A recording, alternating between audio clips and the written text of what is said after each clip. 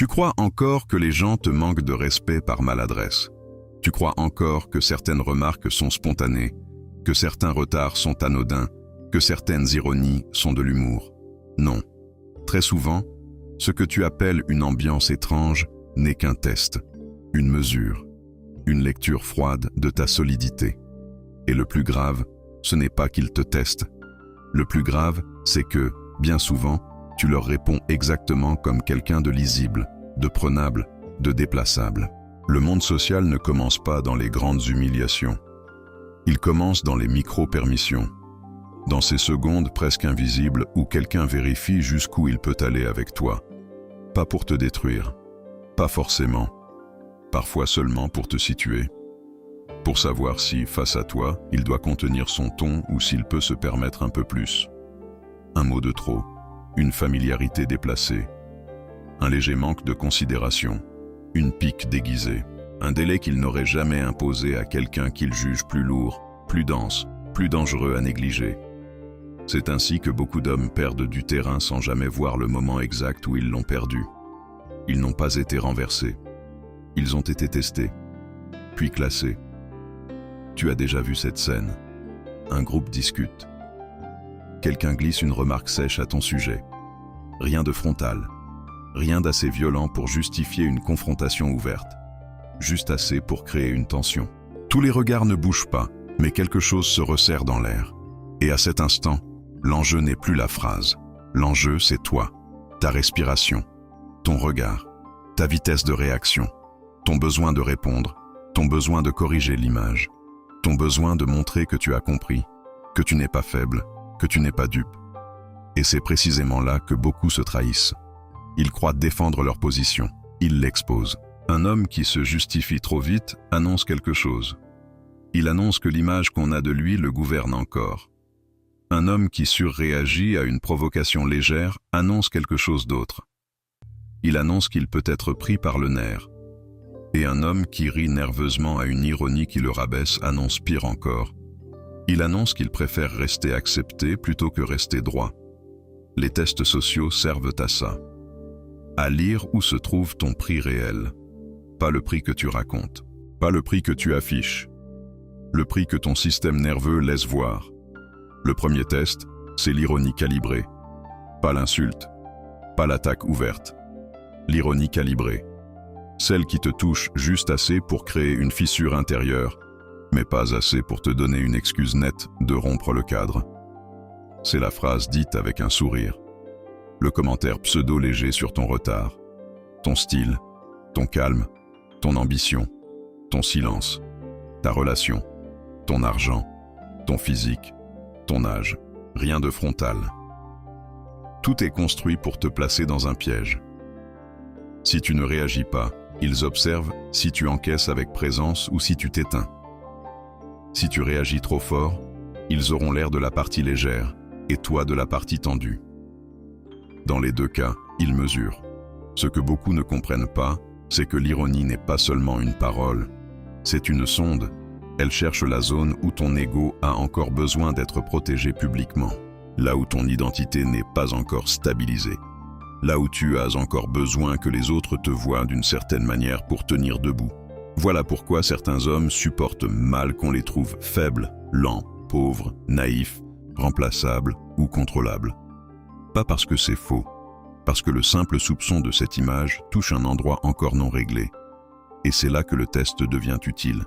Non pour l'autre, pour toi. Chaque fois qu'une ironie te fait perdre ta verticalité intérieure, elle t'indique une dépendance. Pas une fragilité morale, une dépendance structurelle. Tu dépends encore de ce que le regard extérieur valide ou menace. Machiavel comprenait quelque chose que beaucoup refusent encore d'admettre. Dans le jeu humain, l'apparence de stabilité compte presque autant que la stabilité elle-même. Pas pour flatter le monde, pour empêcher le monde d'entrer en toi par la plus petite fissure visible. Si ton visage, ton débit, ton besoin de répondre montrent qu'une simple phrase peut te déplacer, tu viens de donner une information stratégique. Tu viens de montrer où l'on peut appuyer. L'homme lucide n'essaie donc pas de gagner chaque pique. Il lit la main qu'il a lancée. Il écoute le ton. Il voit qui regarde. Il laisse parfois passer, non par soumission, mais parce qu'il refuse de transformer le terrain de l'autre en son propre terrain. Et quand il répond sans dette émotionnelle. Une phrase courte, une coupe nette, une absence d'agitation, quelque chose qui ferme au lieu d'expliquer. Le problème, c'est que la plupart ont été conditionnés à croire qu'il faut réagir pour exister. Non. Très souvent, réagir trop vite, c'est prouver qu'on t'a attrapé avant même que tu comprennes le mouvement. Le deuxième test, c'est le retard volontaire ou le non-respect léger du temps. Quelqu'un t'écrit plus tard qu'aux autres. Quelqu'un confirme au dernier moment. Quelqu'un arrive en retard sans densité, sans excuse réelle, sans poids dans le comportement. Quelqu'un annule à moitié, reprogramme comme si ton temps était élastique. Là encore, beaucoup pensent en termes de politesse. Ils devraient penser en termes de hiérarchie implicite. Le temps est l'un des premiers marqueurs de valeur perçue. On protège le temps de ce qui compte. On étire le temps de ce qui peut attendre. Quand quelqu'un traite ton temps comme une matière flexible, il ne fait pas toujours preuve d'irrespect conscient. Parfois, il exprime simplement la place où il t'a déjà rangé. Et ce classement, tu le renforces ou tu le corriges par ta réaction. Certains avalent tout. Ils disent que ce n'est pas grave. Ils se montrent compréhensifs une fois, 2 fois, 5 fois. Ils veulent paraître souples, nobles, détendus. En réalité, ils éduquent les autres à consommer leur cadre sans coût. Ils distribuent eux-mêmes le mode d'emploi de leur dévalorisation. Tu retardes. Ils s'adaptent. Tu annules. Ils pardonnent. Tu reviens quand tu veux. Ils restent disponibles. Puis un jour, ils s'étonnent de ne pas être pris au sérieux. Le respect ne vient pas seulement de ta force. Il vient de la structure invisible que tu imposes autour de toi. Un homme sans cadre espère être respecté pour sa gentillesse, sa compétence ou sa profondeur. C'est naïf. Le monde social lit d'abord tes frontières. Il lit ce qui coûte quand on te déplace. Si rien ne coûte, tout est permis. Cela ne veut pas dire devenir théâtral, vexé, susceptible, rigide pour un rien. Cela veut dire cesser d'absorber passivement les écarts répétés. Il existe une différence entre la souplesse et la porosité. La souplesse appartient à la force. La porosité appartient à la peur de déplaire. Beaucoup d'hommes n'osent pas corriger ces écarts parce qu'ils confondent calme et passivité. Ils se racontent qu'ils sont au-dessus de ça. Non. Souvent, ils évitent seulement le moment où ils devraient assumer une limite nette. Ils évitent le léger inconfort d'être moins aimés pour être plus respectés. Et ils perdent ce confort à crédit, avec leur position. Si tu te reconnais dans ce mécanisme, reste. Ce qui vient ensuite touche l'endroit exact où tant d'hommes se font lire trop vite. Inscris-toi si tu veux continuer à comprendre ces structures. Elles gouvernent bien plus de scènes de ta vie que tu ne l'imagines. Le troisième test, c'est l'invasion légère de limites. On prend une liberté sans la demander. On te coupe. On se permet un ton plus familier que le lien réel ne l'autorise. On entre dans ta zone privée avec des questions déplacées. On manipule ton espace, ton rythme, ton attention, comme si l'accès à toi était déjà acquis. Là encore, rien de spectaculaire. Juste une suite de petites prises de terrain. Et beaucoup d'hommes laissent faire parce qu'ils ne veulent pas paraître durs, hautains, froids, compliqués. Ils ne voient pas que, dans de nombreuses interactions, ce n'est pas la limite en elle-même qui est testée. C'est ta capacité à la tenir sans te dissocier de toi-même. Il y a des hommes qui sentent immédiatement quand quelque chose n'est pas juste, mais qui n'agissent pas. Ils ressentent l'intrusion, puis ils la rationalisent. Ce n'est rien. Je vais laisser passer. Je ne veux pas créer de tension. À force de laisser passer, il crée un modèle. Et le modèle dit, avec lui, l'intrusion est possible. Avec lui, on peut grignoter. Avec lui, les lignes existent peut-être en théorie, mais elles ne mordent jamais. Le monde n'écoute pas ce que tu affirmes sur toi. Il observe ce que tu tolères. C'est pour ça qu'un simple non posé calmement peut parfois produire plus d'effet qu'une longue démonstration de valeur. Un refus sobre, sans haine, sans agitation, sans défense excessive, remet souvent plus d'ordre qu'un discours brillant. Parce qu'il révèle quelque chose de rare, une cohérence intérieure non négociable.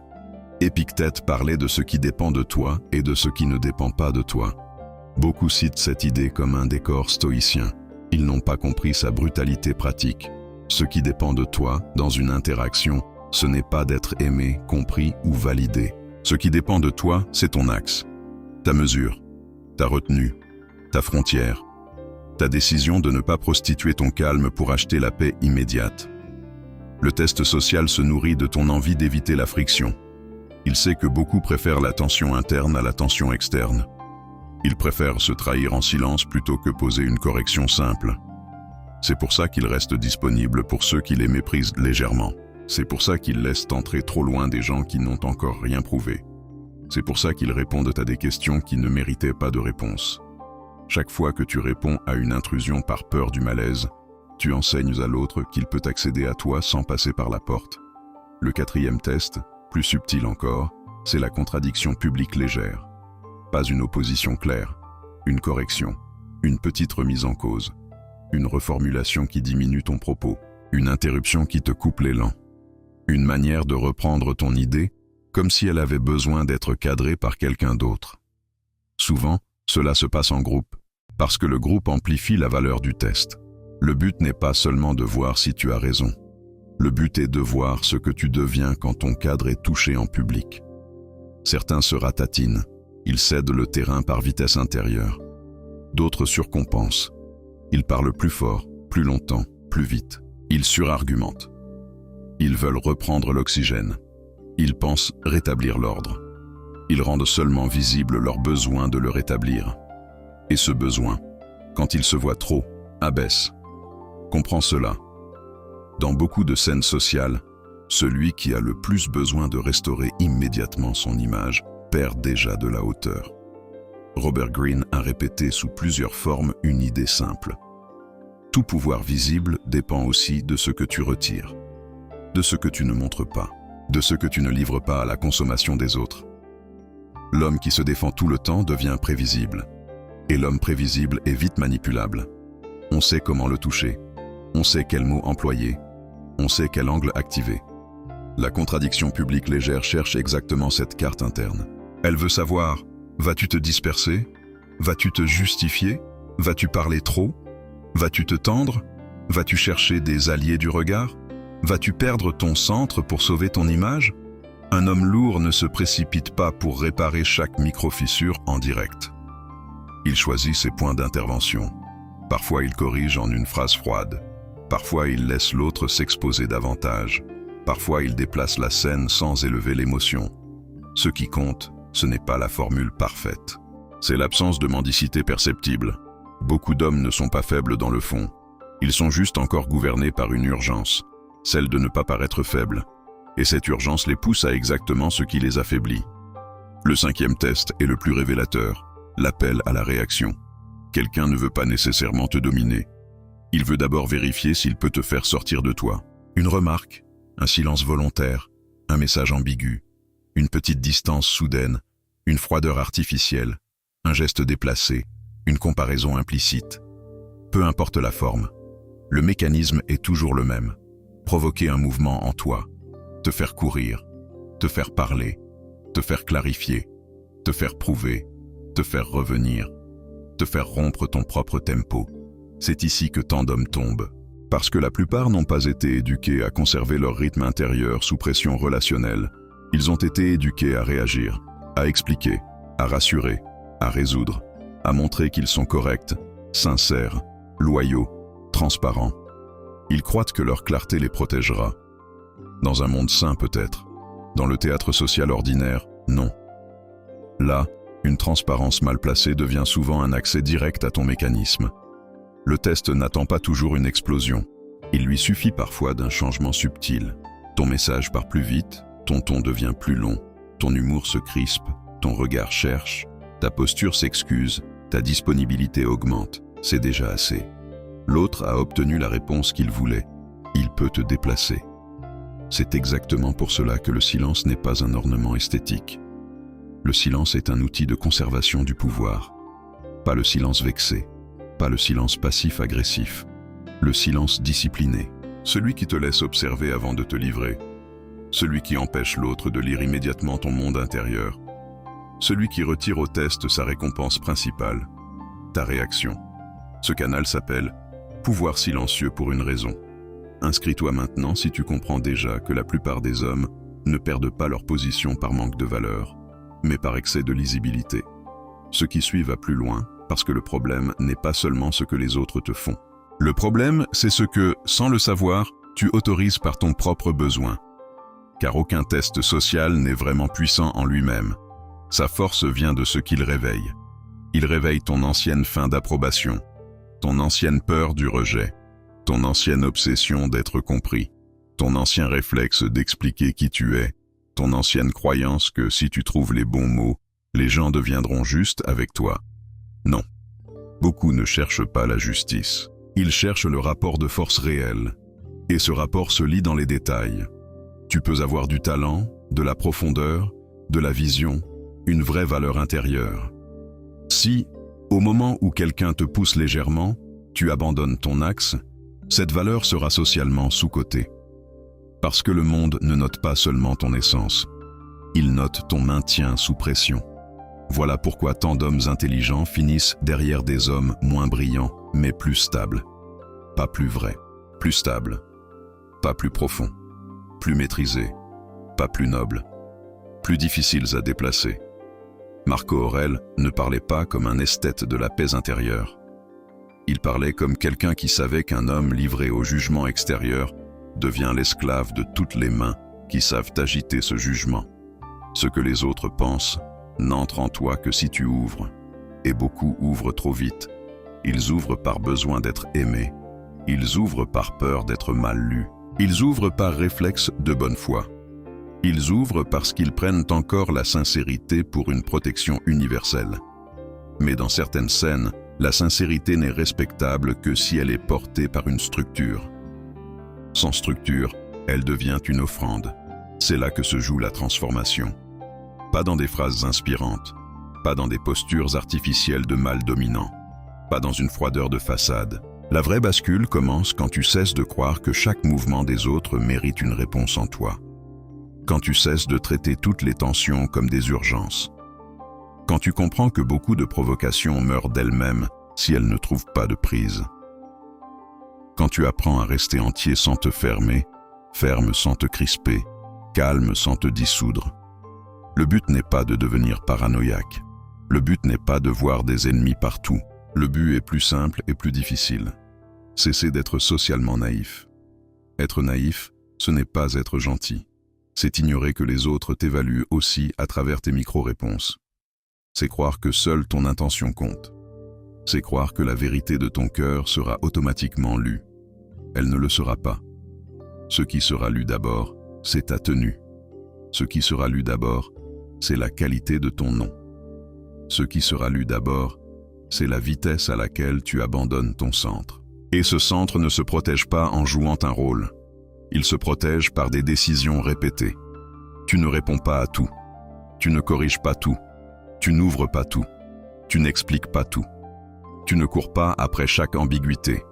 Tu ne récompenses pas chaque manque de respect par plus d'accès à toi. Tu ne transformes plus ton anxiété en disponibilité. C'est cela, devenir plus lourd. Plus lourd ne veut pas dire plus agressif. Plus lourd ne veut pas dire plus distant par posture.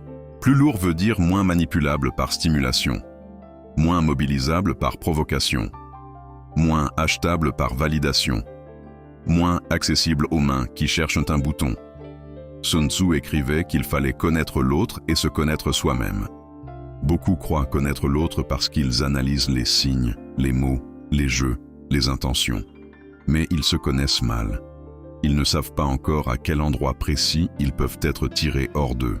Ils ne savent pas encore si c'est l'ironie, le rejet, le flou, l'attente, la comparaison, la contradiction, la froideur, l'injustice apparente, la non-réponse. Or c'est là que tout commence. Si tu ne connais pas tes prises, n'importe quel joueur un peu observateur pourra les utiliser. Le test social te révèle donc autant que l'autre. Il te montre si tu peux rester lent quand l'autre veut te rendre rapide. Il te montre si tu peux rester sobre quand l'autre veut te rendre démonstratif. Il te montre si tu peux rester entier quand l'autre veut te fragmenter. Il te montre si tu peux rester opaque quand l'autre veut te lire. Et surtout, il te montre si ton identité dépend encore du terrain extérieur.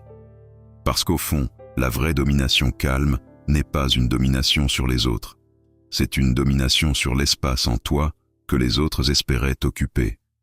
Un homme transformé ne vit pas dans la crispation. Il vit dans le discernement. Il sait que tout ne mérite pas son énergie. Il sait que certaines personnes testent parce qu'elles n'ont pas de centre et cherchent le tien. Il sait que d'autres testent parce que le monde les a dressés à ne respecter que ce qui résiste. Il sait que d'autres encore testent sans même en avoir conscience, simplement parce que la vie sociale est une lecture constante des seuils permis. Alors, il ajuste. Il ne devient pas théâtralement fermé. Il devient sélectif. Il ne devient pas glacial pour prouver sa force. Il devient stable. Il ne cherche plus à impressionner. Il cherche à ne plus être ouvert à l'exploitation banale.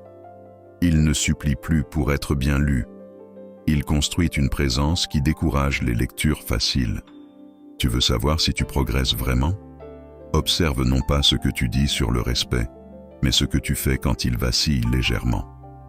Observe non pas tes grandes décisions, mais tes micro-réactions. Observe si tu cours encore après les gens qui te décentrent.